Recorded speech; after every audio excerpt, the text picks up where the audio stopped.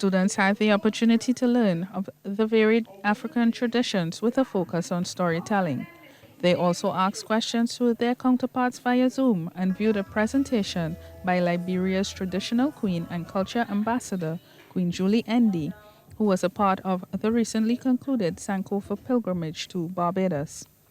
Minister in the Prime Minister's office with responsibility for culture, Senator Dr. Chantal Monroe-Knight says it is important that young people understand their culture and essentially where they come from. The importance of understanding those old-time days is understanding our culture and where we have come from.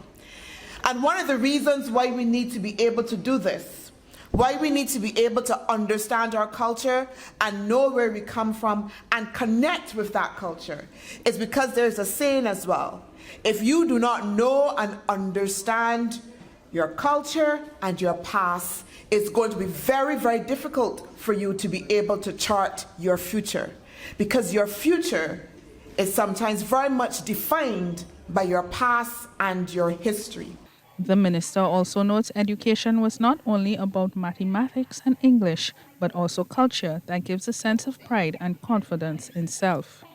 Meanwhile, Director of the National Library Service, Jennifer Yard, reminds those in attendance that the story of Africa is also their story. We need to be aware and to embrace our African heritage, which is clearly, but much more than the African slave trade. Today is a great opportunity for us to introduce Africa as a dynamic, diverse continent. Oftentimes, Africa has been perceived as one of poverty and backwardness. We must discard these stereotypes by educating ourselves about Africa through books, magazines, photos, pictures, and videos that showcase modern-day Africa. Additionally, St. George Primary School topped the award category.